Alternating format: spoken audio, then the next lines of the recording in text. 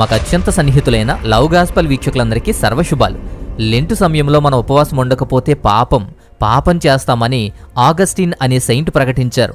Lent నియమాలు ఉల్లంఘిస్తే దంతాలు పీకేసేవారు, కొరడాలతో కొట్టేవారు, బహిరంగంగా అవమానించేవారు, ఊరేగించేవారు. ఇలాంటి విషయాలు చరిత్రలో జరిగాయి అంటే నమ్మశక్యంగా లేదు. ఈ లెంటు వెనుక డార్క్ సీక్రెట్స్ కూడా ఉన్నాయి. డార్క్ విషయాలు మాట్లాడే ముందు లెంటు నియమాలు ఎందుకు దారి తప్పాయి, లెంటు అంటే ఏంటి, లెంటు చరిత్ర ఏంటి, అసలు ఎలా స్టార్ట్ అయ్యింది, అసలు మంచిదా చెడ్డదా, నేడు అమలవుతున్న లెంట్ కరెక్టా కాదా, అన్ని విషయాలు కూడా మాట్లాడదాం.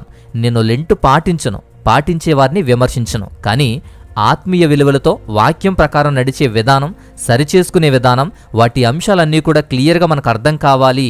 ఈ లెంటు గురించి పూర్తిగా అర్థం కావాలి. కాబట్టి దానిని అర్థమయ్యేలా వివరిస్తాను. దాన్ని బట్టి మీరే నిర్ణయించుకోండి. వీడియోను పూర్తిగా చివరి వరకు చూడండి. ఉపవాస దినాలు ప్రతిష్ఠించుకోవడంలో తప్పులేదు. వాటిని క్రైస్తవ సమాజం కోసం, సహవాసం కోసం ఒక కాలక్రమంలో ఏర్పాటు చేసుకునే విధానంలో కూడా తప్పులేదు. కానీ ఏమాత్రం ఉపయోగం లేని నామకార్థ క్రైస్తవులుగా, ఏమాత్రం ఉపయోగం లేని ఒక ఆచారబద్ధమైన కార్యక్రమంగా చేస్తే మాత్రం క్రైస్తవ్యంలో అది ఒక మూఢనమ్మకం. లెంట్ సీజన్ దాన్ని అలా వాడుకుంటే అది ఒక మూఢనమ్మకం.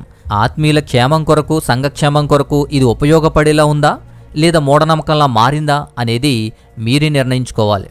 ముందుగా లెంట్ యొక్క చరిత్రను, దాని హిస్టరీ ఏంటో మనం చూద్దాం. లెంట్ అనే పదానికి అర్థం వసంత ఋతువు అని, స్ప్రింగ్ టైం అని చెప్పి, ఇది మంచి కాలం అని చెప్పి స్ప్రింగ్ టైంలో ఏర్పాటు చేసిందే. అలాగే కొన్ని భాషల్లో 40వ రోజు, 40 రోజులు, ది గ్రేట్ ఫాస్ట్ అనేటువంటి అర్థాలతో కూడా దీన్ని పిలుస్తారు. ఈ 40 అనే సంఖ్య బైబిల్కి కోట్ చేస్తారు. 40 రోజుల ప్రాముఖ్యతను తెలియజేస్తారు. 10 ఆజ్ఞలు స్వీకరించడానికి ముందు మోషే 40 పగళ్ళు 40 రాత్రులు రొట్టె తినకుండా, నీళ్లు తాగకుండా ఉపవాసం ఉన్నాడు. ప్రవక్త అయిన ఏలియా కూడా 40 పగళ్ళు 40 రాత్రులు ఉపవాసం ఉన్నాడు. అలా ఉండి దైవిక ఏర్పాటు ద్వారా పోషించబడ్డాడు.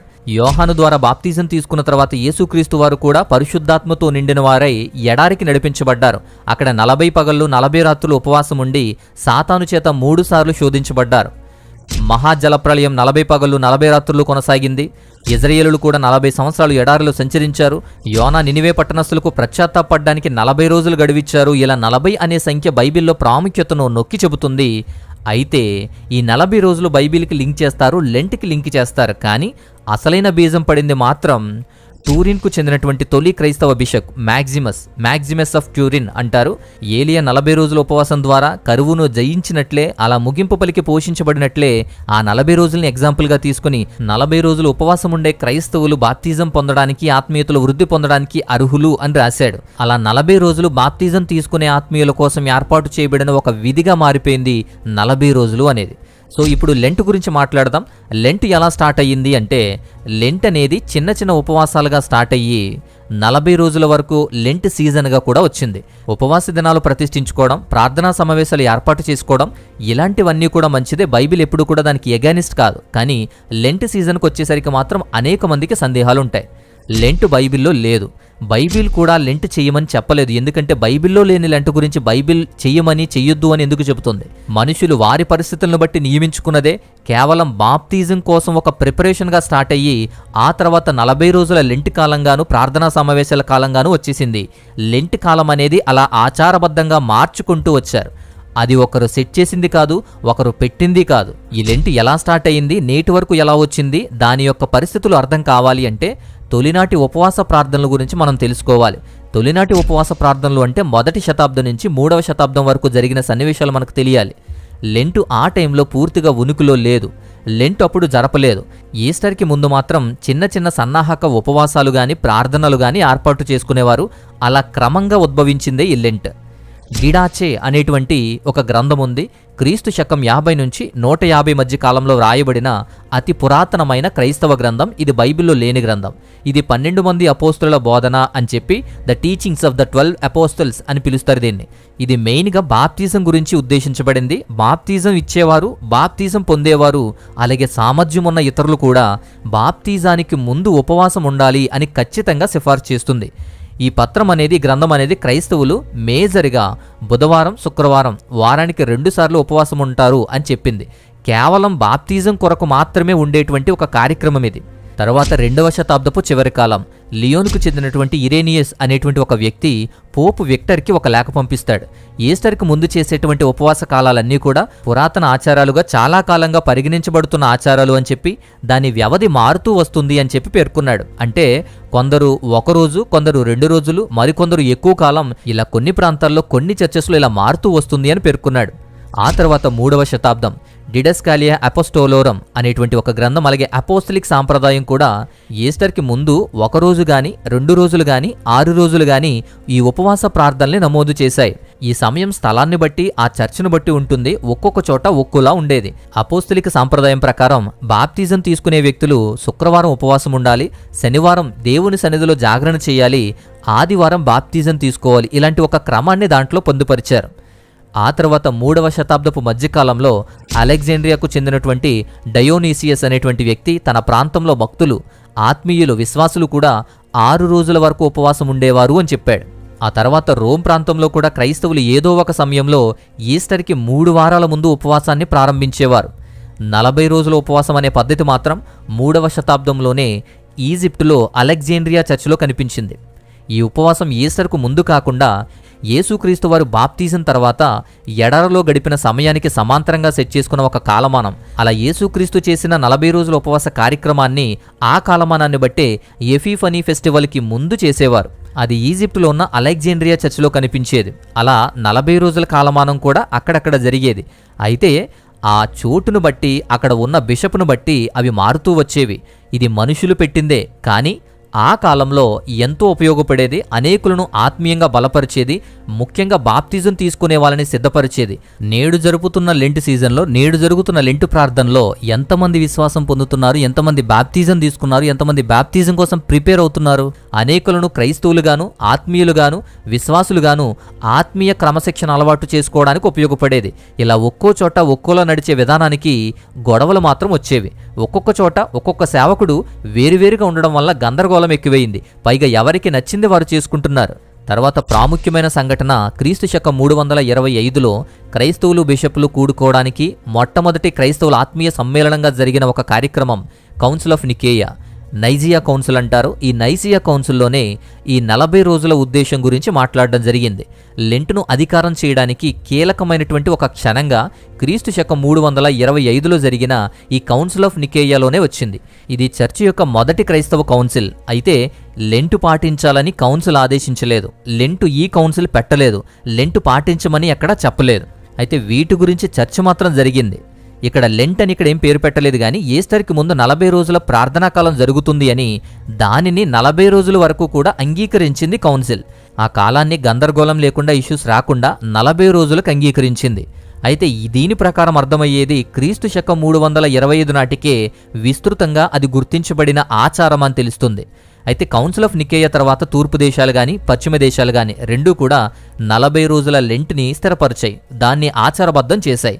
ఆ తర్వాత పవిత్ర వారం అని చెప్పి ఈస్టర్ వేడుకల వరకు కూడా వారు కార్యక్రమాలు చేశారు. అలా లెంట్ అనేది సెట్ అయింది. లెంట్ పాటించడం మాత్రం అన్ని చోట్ల లేదు, అన్ని చర్చెస్లోనూ లేదు. అక్కడక్కడ స్టార్ట్ అయినటువంటి ఈ ఆచారం అనేది ఆ తర్వాత అన్ని చర్చెస్కి కూడా మెల్లగా స్ప్రెడ్ అయ్యింది. ఈ లెంట్ వ్యాపించడానికి ప్రధానమైన వ్యక్తి, ప్రధానమైన కారకుడు ఎవరు అంటే అలెగ్జాండ్రియాకు చెందినటువంటి అథనేషియస్ ఆఫ్ అలెగ్జాండ్రియా అంటారు. క్రీస్తు శకం 330 నాటివాడు. క్రైస్తవ ప్రపంచమంతటా లెంటును ప్రోత్సహించడంలోనూ ప్రామాణీకరించడంలోనూ చేయమని చెప్పడంలోనూ అలెగ్జాండ్రియాకు చెందిన సెయింట్ అథనేషియస్ మాత్రమే కీలకమైన పాత్ర పోషించాడు, సూత్రధారిగా మారాడు. క్రీస్తు శకం 330లో అథనేషియస్ తన విశ్వాసులందరినీ 40 రోజుల ఉపవాసం పాటించమని కోరేవాడు. క్రీస్తు శకం 334లో అతను ఈజిప్టులో ఈ 40 రోజుల లెంట్ని ప్రవేశపెట్టాడు.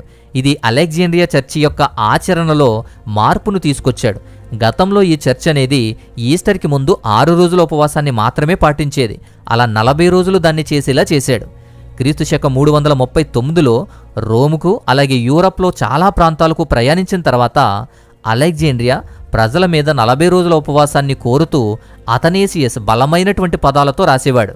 ఇది ప్రపంచం మొత్తంలో ఉన్న క్రైస్తవులు ఆచరించేటువంటి ఆచారం అని చెప్పి రాసేవాడు. అలాగే ప్రపంచమంతా ఉపవాసం ఉంటున్నా ఈజిప్టులో ఉన్న మనం మాత్రం ఉపవాసం ఉండకుండా ఆనందించేటువంటి వ్యక్తులుగా ఉన్నామని చెప్పి, నవ్వుల పాలవుతున్నామని చెప్పి ఇలా బలమైన మాటలతో రాసేవాడు, వారికి ప్రకటించేవాడు.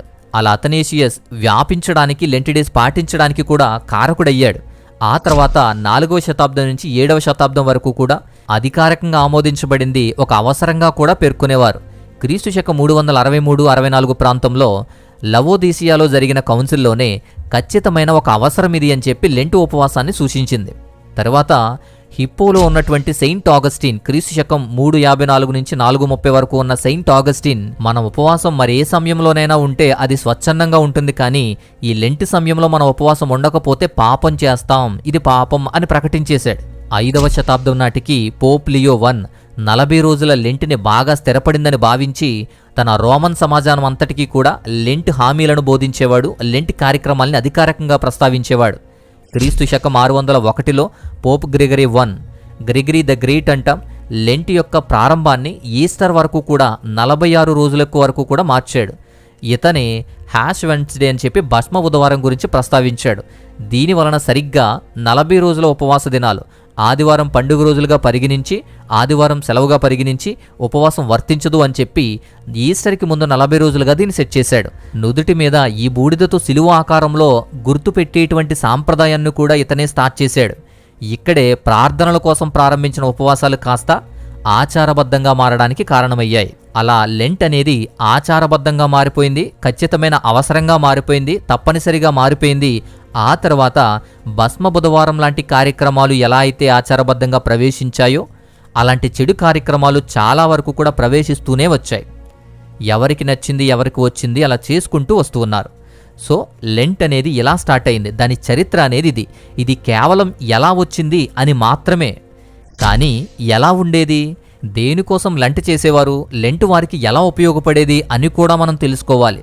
లెంట్ ఎందుకు ప్రారంభమయ్యింది అంటే, ప్రారంభ చర్చెస్లో ఎలాంటి ప్రార్థనలు అనేవి ఖచ్చితంగా 2 ప్రాముఖ్యమైన విషయాల కోసం, 2 నిర్దిష్టమైన ఆచరణాత్మకమైనటువంటి కారణాల వల్ల ఉద్భవించాయి. మొదటిది బాప్తిజం కోసం కొత్తగా మారుతున్న వారిని సిద్ధం చేయడానికి స్టార్టింగ్ చర్చెస్లో ఇలా చాలామంది విశ్వాసులు శిశువులుగా కాకుండా పెద్దలుగా బాప్తిజం తీసుకున్నారు. వాళ్ళు అలా 3 సంవత్సరాల వరకు వారు శిక్షణ పొందేవారు. దాన్ని క్యాటచుమెన్స్ అంటారు. దాని గురించి నెక్స్ట్ వీడియోలో మాట్లాడదాం. ఇలా ఈస్టర్కి ముందు బాప్తిజం పొందే ముందు లెంట్ యొక్క ఆచరణ 40 రోజులు కూడా వారిని ఇంటెన్సివ్ ప్రిపరేషన్గా వారిని తయారు చేస్తూ ఉండేది. ఇక రెండవది పశ్చాత్తాపడిన పాపుల కోసం పునరుద్ధరించబడడానికి ఉపయోగపడేది. తీవ్రమైన పాపానికి బహిష్కరించబడిన వారు ఈస్టర్ సందర్భంగా చర్చిలోకి తిరిగి స్వాగతించబడడానికి, రాజీ పడడానికి, దేవుణ్ణి ఒప్పుకోవడానికి, పశ్చాత్తాపడడానికి కూడా బహిరంగ పశ్చాత్తాప కాలంగా దీన్ని ఉపయోగించేవారు. ఇలా ఈ 2 నిర్దిష్టమైన కారణాల వల్ల ఎక్కువగా ఉపవాస ప్రార్థనలు గడిపేవారు. కాలక్రమేణా పిల్లలకు బాప్తిజం ఇవ్వడం ఒక ఆచారంగా మారిపోవడంతో క్రైస్తవ సమాజంలో చాలామంది ఇప్పటికే బాప్తిజం పొందారు.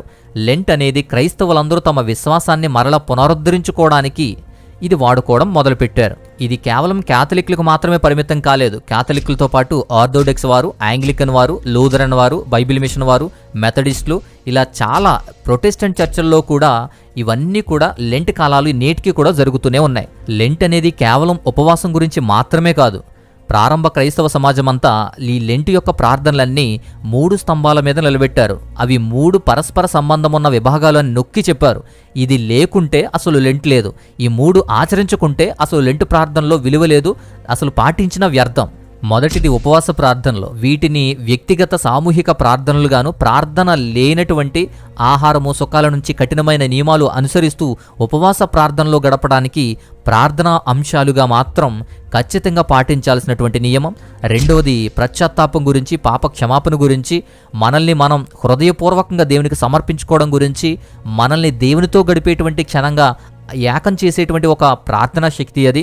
మూడవది దాన ధర్మాలు, పొరిగి వారికి న్యాయం చేయడం, పేదలకు దాన ధర్మాలు చేయడం. ఇలా ఈ 3 పిల్లర్స్ మీద లెంట్ అనేది స్టార్ట్ చేయబడింది. క్రైస్తవుల విశ్వాస జీవితంలో, ఆత్మీయ జీవితంలో ప్రాథమిక అంశాలు ఎక్కువగా ఉండడం వల్ల గత 2000 సంవత్సరాలుగా ఈ లెంట్ ప్రార్థనలు జరుగుతూనే వచ్చాయి.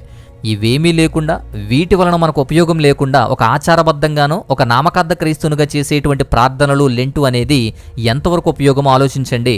సో ఇలా లెంట్ కాలాన్ని ప్రస్తుతం వినియోగిస్తున్నారు. ఈ లెంట్ సీజన్ అనేది అలా ఆచారబద్ధంగా వచ్చింది. నేడు ఈ స్ప్రింగ్ సీజన్లో ఈస్టర్కి ముందు జరిగే ప్రాముఖ్యమైన కార్యక్రమంగా కూడా జరుగుతుంది. కానీ ఈ లెంట్ వెనుక లెంట్ డార్క్ సైడ్ కూడా మనం తెలుసుకోవాలి. దాని వెనుక ఎలాంటి పరిణామాలు సంభవించాయి, ఎలాంటి శిక్షలు విధించబడ్డాయి, ఎందుకు ఈ లెంటు మంచిగా స్టార్ట్ అయ్యి ఎందుకు దారి తప్పాయి అనేది తర్వాత వీడియోలో పార్ట్ 2 ద్వారా మనం తెలుసుకుందాం. ఎందుకు అంటే ఈ లెంట్ యొక్క చరిత్ర మనకు ముందు తెలియాలి, దాని ప్రారంభం తెలియాలి, దాని వెనుక ఉన్న డార్క్ సైడ్ అప్పుడు మనం తెలుసుకుందాం. సో పార్ట్ 2 ద్వారా నెక్స్ట్ వీడియోలో దీని గురించి మాట్లాడుకుందాం. ఖచ్చితంగా ఆ వీడియోను కూడా చూడండి. సో ఇలా లెంట్ గురించినటువంటి విషయం, ఇది నచ్చితే ఖచ్చితంగా లైక్ చేయండి, ఇతరులకు కూడా మంచిగా షేర్ చేయండి. ఇంకేదైనా సందేహాలున్నా, ప్రార్థన అవసరతలున్నా స్క్రీన్ మీద వాట్సాప్ నంబర్ ఇస్తున్నాను, వాట్సాప్ మాత్రమే చేయండి. అలాగే మా వ్యయ ప్రయాసాలకు, పరిచర్యలకు సహాయం చేయాలి అనుకుంటే మీ విలువైన కానుకలను స్క్రీన్ మీద డీటెయిల్స్ ఉన్నాయి, పంపించండి, మాతో పాలిభాగస్తులుగా ఉండండి. ఆఖరిగా ఒక ప్రాముఖ్యమైన మాట, ఈ లెంట్ ప్రార్థనలు అనేది, ఈ లెంట్ సీజన్ అనేది 2000 సంవత్సరాలుగా గణనీయమైన మార్పులు చూస్తూనే వచ్చింది. మొదటి శతాబ్దపు క్రైస్తవ సమాజం నుంచి నేటి వరకు కూడా మితంగా ఆచారాల వరకు కూడా వచ్చేసింది. ఎన్నో మార్పులను చోటు చేసుకుంది. విపరీతమైన కొన్ని విచిత్రమైన అలవాటు చేసేలా ఆచారంగా మారిపోయింది. కానీ ఆత్మీయ పరివర్తనకు, క్రమశిక్షణకు విశ్వాసులు వారిని వారు తయారు చేసుకోవడానికి మంచి ఉద్దేశం మాత్రం ఇప్పుడు లేదు. కొన్ని చోట్ల దాన్ని ఉపయోగించుకునే వారికి ఇది మంచి అవకాశమే గాని, దేవునితో గడిపే కొన్ని రోజుల ప్రయాణంలో మంచి ప్రయత్నాలతో, దేవుని లేఖనాలతో, దేవుని ప్రార్థనలతో గడిపే మంచి ఆత్మీయ విలువలతో కూడినటువంటి ఒక క్షణంగా మార్చుకోవడానికి అవకాశంగా ఉంది అనుకున్నా ఎవరు ఉపయోగిస్తున్నారు అలా? పైగా ఆచారాలకు, ఉపయోగం లేని వ్యర్థ ప్రయోజనాలకు లెంట్ అనేది ఒక మూఢనమ్మకంగా మారింది. ఇది నిజమే, లెంట్ అనేది క్రైస్తవ సమాజంలో ఒక మూఢనమ్మకంగా మారిపోయింది. కానీ సమాజం అంతటికీ, విశ్వాసులంతటికీ మంచి టైంని సెట్ చేసుకుని ఇలా ఉపవాస దిన కార్యక్రమాలు ఏర్పాటు చేసుకోవడంలో తప్పులేదు. కానీ దేవుణ్ణి, వాక్యాన్ని విస్మరించి, ఉపయోగపడే వాటిని విస్మరించి, ఉపయోగపడని ఆచారబద్ధమైన వాటితో నింపేస్తే మాత్రం అది ఖచ్చితంగా క్రైస్తవ సమాజంలో మూఢనమ్మకంగానే మారుతుంది. అది విలువలేని దానిగా మారుతుంది, అది అవసరం లేనిదానిగా మారుతుంది. అందుకే ఎక్కువ విమర్శలకు దారితీస్తుంది. సో ఇది లెంట్ గురించినటువంటి వాస్తవాలు. అయితే ఇక్కడతో ఈ వీడియో అయిపోలేదు. పార్ట్ 2 ద్వారా మరిన్ని విషయాలు మాట్లాడుకుందాం. ఈ వీడియో మీకు నచ్చిందా? నచ్చితే ఖచ్చితంగా లైక్ చేయండి. అలాగే అనేకులు ఈ చరిత్రను తెలుసుకోవడానికి ఉపయోగపడుతుంది, అనేకులకు షేర్ చేయండి. సో పార్ట్ 2 ద్వారా నెక్స్ట్ వీడియోలో డార్క్ సైడ్ ఆఫ్ లెంట్ అనేటువంటి వీడియో ద్వారా నేను మరలా వస్తాను. అంతవరకు దేవాతి దేవుని మహోన్నతమైన కృపా కాపుదల మీకు తోడయుండి మిమ్మల్ని బలపరచునుగాక. ఆమేన్.